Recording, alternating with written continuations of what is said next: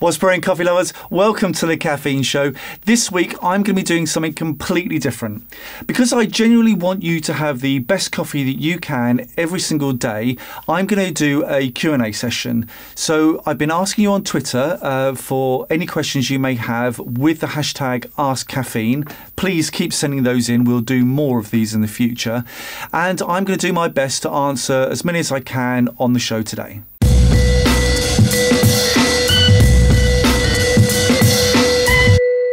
Before we get rolling with this episode, I want to point you to the Department of Brewology typographic poster series that we have for sale in our web shop. Along with subscriptions to Caffeine magazine and our range of t-shirts, these are some of the best ways that you can support this channel. If you'd like to get your hands on one of these prints, you can do by hopping over to our web shop at caffeinemag.com, and there's a coupon code which is YT10, which will get you £10 off each poster, and you can use it on as many as you like. The offer closes on the 3rd of June, so hop on over there as soon as possible. So Q&A section of this video, and we're going to dive straight in.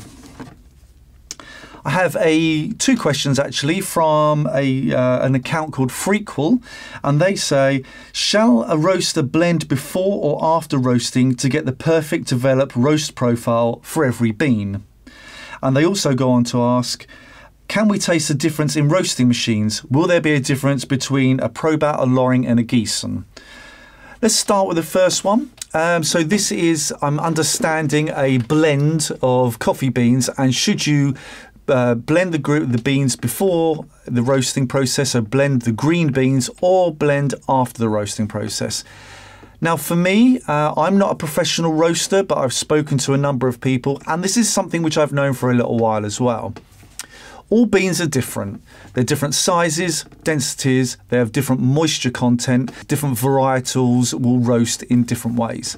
If you're trying to roast a coffee for espresso, you want to go for a certain solubility so that when you blend together two different beans, they're both just as soluble as each other and will extract in the same way. Now, the only way to do this is to roast them separately, but to the same profile.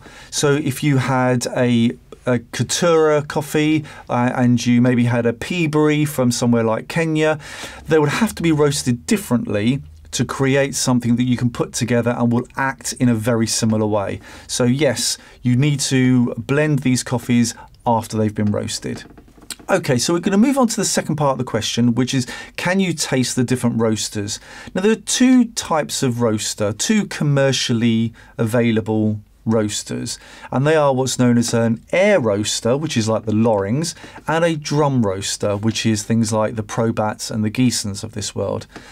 The way in which they work is relatively similar, so they both have a drum where the coffee is poured into. Now, what happens then is that on the traditional style of roaster, the drum itself is heated, and that obviously comes in contact with the beans, and that's what roasts them.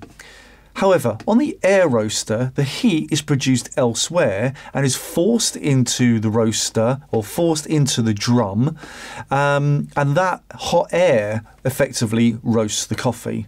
So it works slightly differently. So the question was, can you taste these different roasters? Well, I think it's very easy to get hung up on the tech. And what's interesting is that Tim Wendelboe came to London Coffee Festival and did a cupping with some coffees that he had roasted on a Probat, which is his current machine, his current roaster, and a Loring, which is the roaster that he's moving over to. Now, James Wise from Assembly Coffee was at that cupping and told us that he felt that the coffees that were roasted on the Loring, the air roaster, the profile of that dropped off less severely than the ones that were roasted on the Probat. But I don't think that you could taste the different roasters. They just acted slightly differently during the cooling process. There are people that say that the Loring roasts cleaner and brings out more acidity, and the Probats generally bring out more of the juiciness and the depth in the coffee. Again, I think this is very much more about the tools and how they're being used than the roasters themselves. But as I say, I'm not a professional roaster and I don't have commercial roasting experience. The next question is from B.W. Dyer. When I change beans, especially switching between specialty or single origins, I struggle to zone in on the good grind size, dose, tamp pressure, etc., and quickly waste a lot of expensive beans. So it puts me off experimenting. Do you have any tips? Yes. So let's take a couple of those things and immediately throw them under the bus. The first off is tamp pressure and distribution. First off, tamp pressure. I've spoken to Gwilym Davies, a World Barista Champion, and he said to me that tamp pressure is relatively negligible in the overall extraction of your shot. So I think, and as many people do, as long as you are consistent with your tamping, and that doesn't have to be perfect, that's just, are you a very light tamper or are you a kind of heavy tamper? Just stick to what you're doing at the moment. You'll be about right, but it doesn't make a great deal of difference. Distribution. This is how is the coffee distributed in the puck when you put it in there. There's been a number of very expensive distribution tools put onto the market, and I believe that Barista Hustle have recently done a bit of a test with these and worked out that they don't do a great deal. So as long as you're, just give it a gentle tap, make sure when you tamp you get a flat bed. I think, again, that's not something we really need to worry about.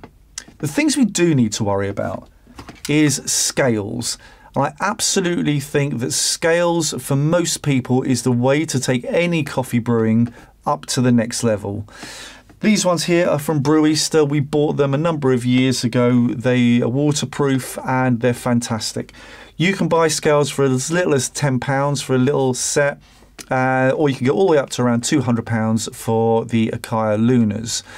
We highly recommend you get a set of scales that weigh to 0.1 of a gram, because you don't know if you're weighing 17.2 or whether you're at 17.8, and I think that's a half a gram's a decent amount of difference to worry about. If you look at home espresso as a hobby rather than a way to make cheaper drinks, I think that's a better way of looking at it.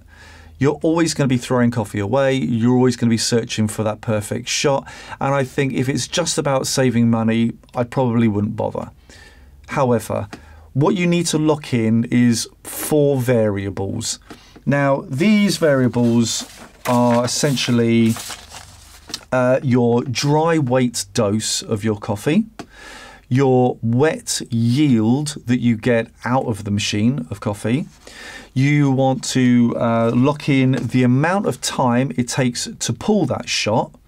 And the 4th thing you'll have to worry about is your grind size. Now, if you lock in your dry weight, always the same as a start point, always the same at 18 grams, then we work to the 1:2 ratio. So your wet weight out of your coffee machine should be around 35 to 36 grams. And we also lock in the variable of time, which is around 25 to 30 seconds. Now, we want to achieve those 3 things. So as we pull our shot, the only thing we need to worry about is our grind size. If the shot runs too quickly, so you're getting that amount of coffee in a less time than 25 seconds, then your grind is going to be too coarse.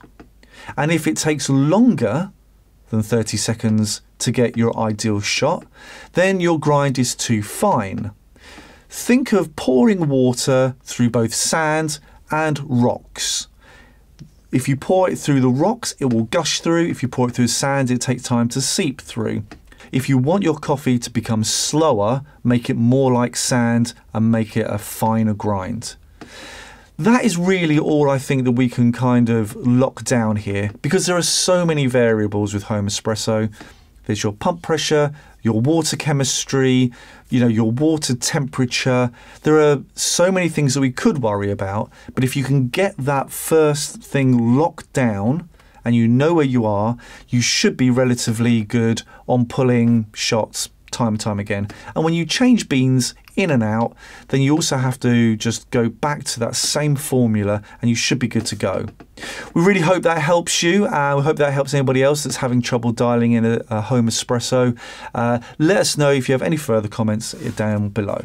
The next question we have is from M Worldwide, and their question reads as this. The amount of non-coffee exhibitors at London Coffee Festival this year shows just how flexible the category is. Has decaf and vegan coffee offer now tipped from the alternative into the mainstream? Okay, let's break this down. First off, decaf and vegan, has it tipped from the alternative into the mainstream? Absolutely. Is everybody doing it well though? No, I don't think so. So I think what we're talking about here are alternative milks. Now, the only people that I think have really nailed this at the moment is Oatly and Alpro. There are lots more on the market, and some of them kind of don't steam very well. Some of them just taste awful when you try and put them in coffee.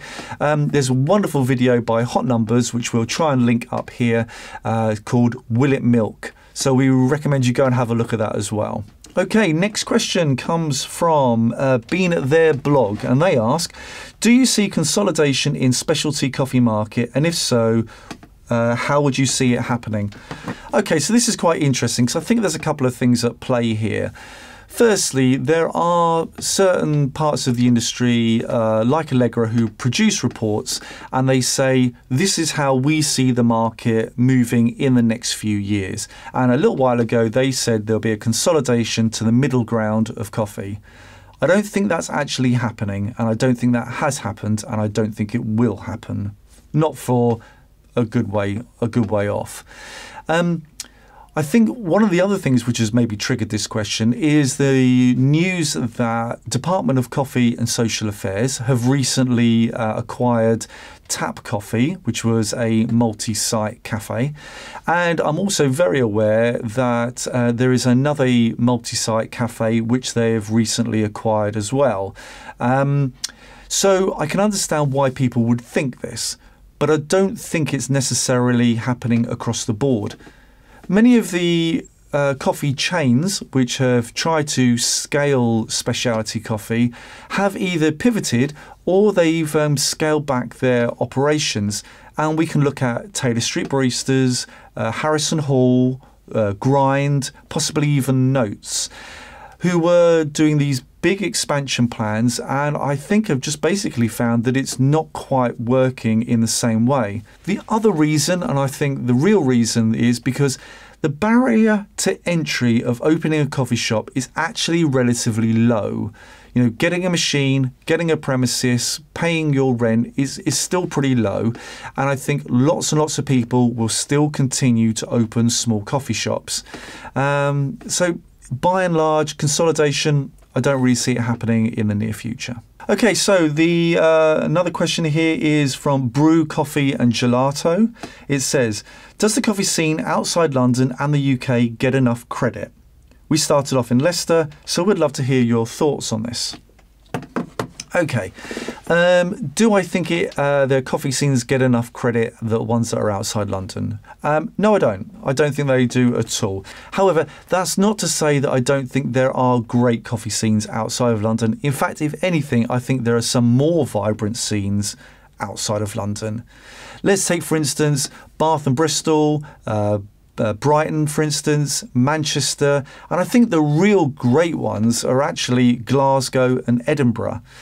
If you take, coffee scenes and how vibrant they are, then maybe one of the measures is per head of capita versus how many specialty coffee shops. This point was put across to us very eloquently by Tim Ridley of United Baristas. And he thinks that actually Edinburgh has possibly got one of the most vibrant scenes out there at the moment. I think one of the reasons, though, why people believe that the London coffee scene gets undue attention is simply numbers. If you look at somewhere like Manchester, it's probably got between 10 and 20 very good coffee shops. How many are in London, though? Possibly something in the region of 400. And that is just more people in the coffee shops, more people Insta spamming, more people just talking about more coffee shops in a specific location. I don't think that means that there is any more vibrancy here than anywhere else. And actually, London is pretty bad for vibrancy. And a lot of that is probably due to planning, and there's rents and space. I think there are probably better roasters outside London. There are probably better cafes doing more interesting things, like really doing great all-day opening. I don't think there's actually many people in London killing it right now. And I think my last point actually is coffee scenes are created when you get a number of people coming together with a shared vision. And I think that's one of the reasons why we see such success in Glasgow, because of the likes of Lisa Lawson at Dear Green and her creating the Glasgow Coffee Festival. The guys that are putting together the Edinburgh Coffee Festival, you know, they're coming together and they're bringing great things. And I think if you want to have a great scene in your town, it's about galvanizing the people around you and getting the buzz there, rather than just waiting for the coffee wagon to roll into your local town. Hope that is hope that's an answer that you guys feel is fair. And yes, let us know in those comments down below. Anyway, I hope you have enjoyed this episode, this Q&A. Please tweet us with the hashtag #AskCaffeine if you'd like to ask us a question, and possibly, if we get enough, we'll do another episode in a few weeks' time. That's all for this week. If you enjoy these videos, then please give us a thumbs up and click that bell icon to get notifications of when we upload next. Last week's video is just over there, and you can check out more of what we're up to at Caffeine Mag on all of the socials. And remember, great coffee is for everyone, and we'll see you next time on The Caffeine Show.